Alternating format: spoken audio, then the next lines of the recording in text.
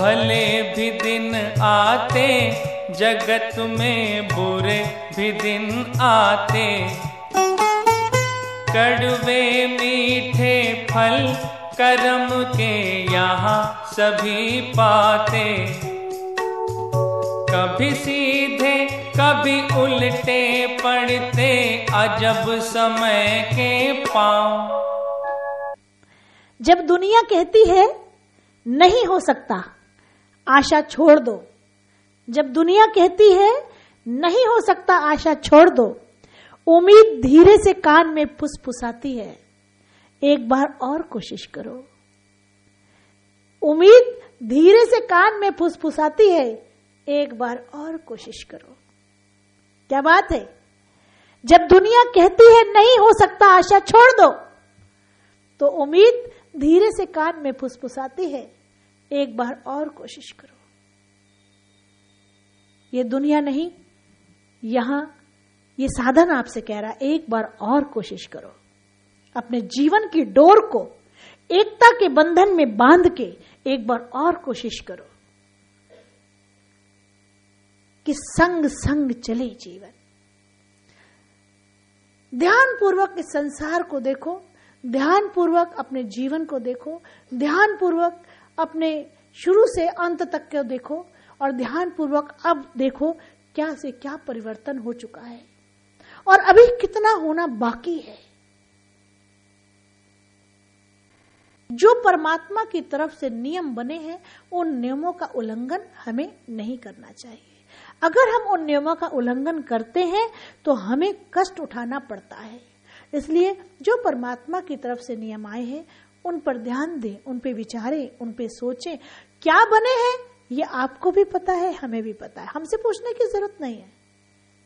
उस परमात्मा के नियम को बहुत ध्यान से देखिए, परमात्मा क्या चाहता है, परमात्मा क्या कर रहा है, और सारा का सारा नजारा आपको खुद दिखाई देगा। बशर्ते हमें चलने के लिए एक कदम उठाना है, लेकिन एक कदम जब तक हम नहीं उठाएंगे तो मंजिल वाकई बहुत दूर और दूर लगेगी। कितनी भी मंजिल दूर हो, उसके लिए पहला कदम तो उठाना ही पड़ेगा। और यदि हमने पहला कदम उठा लिया तो सच मानो कि मंजिल मिल ही जाएगी। उसके लिए आपको पहला कदम उठाना ही होगा। लोहे को कोई नष्ट नहीं कर सकता, लोहे को कोई नष्ट नहीं कर सकता, लेकिन उसका स्वयं का जंग उसको नष्ट कर देता है। उसका स्वयं का जंग उसको नष्ट कर देता है। इसी तरह किसी इंसान को कोई नष्ट नहीं कर सकता, लेकिन उसके स्वयं के सोचने का तरीका उसको नष्ट कर देता है। ध्यान से सुने, लोहे को कोई नष्ट नहीं कर सकता, लेकिन लोहे को उसका जंग नष्ट कर देता है। इसी तरह इंसान को कोई नष्ट नहीं कर सकता, उसके सोचने का तरीका उसको नष्ट कर देता है। सारा खेल विचारों का है। आपकी पॉजिटिव थिंकिंग आपको कहां से कहां ले जाती है, आपकी नेगेटिव थिंकिंग आपको कहां से कहां ले जाती है। नेगेटिव थिंकिंग पाताल तक ले जाएगी, पॉजिटिव थिंकिंग परमात्मा तक ले जाएगी। और दोनों थिंकिंग आपके साथ साथ चलती रहती। आप संसार में जैसे हो वैसे ही बने रहते हो। अब अपने सोच को देखो, अपने विचार को देखो। आप सोचो, ध्यान पूर्वक देखो, आप भी उसी तरह हो जैसे सारे इंसान हैं। आप उनसे अलग नहीं हो, आप उनसे अलग सच में अलग नहीं हो।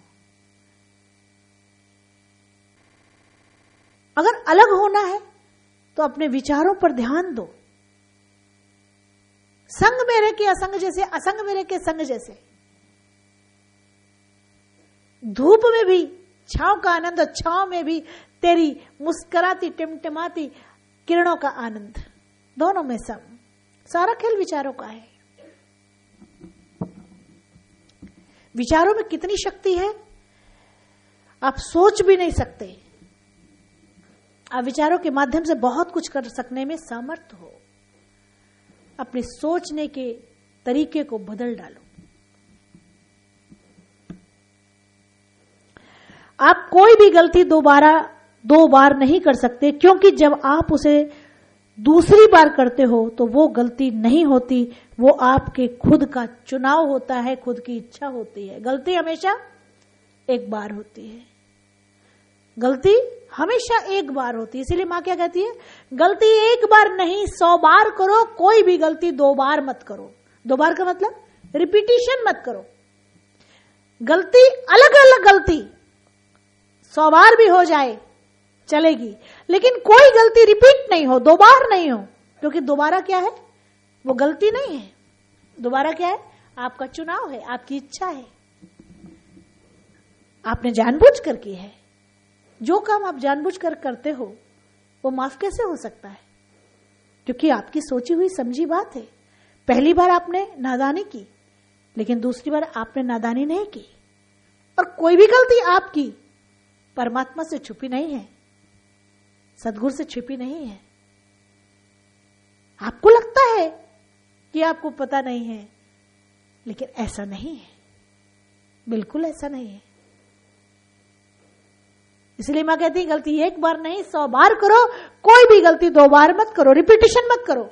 आप तो repeat repeat done repeat repeat done repeat repeat, आपकी रिपीटिशन की कतार लगी हुई है। दोबारा तिबारा, अरे एक बार तो कर ही लिया है, फिर क्या, वही गलती दोबारा, वही तिबारा। क्यों? संसार से छिपकर आप सारे कर्म को अंजाम दे सकते हो, लेकिन स्वयं से छिपकर आप किसी भी कर्म को अंजाम नहीं दे सकते। परमात्मा से छिपकर आप कुछ नहीं कर सकते, सद्गुरु साईं की आंखों से छिपकर आप कुछ नहीं कर सकते।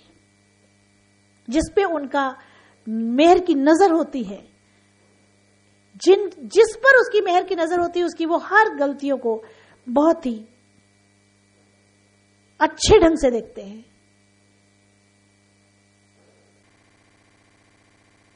इसलिए मत कहा करो कि मेहर की नजर कर दो, क्योंकि पकड़ जाते हो।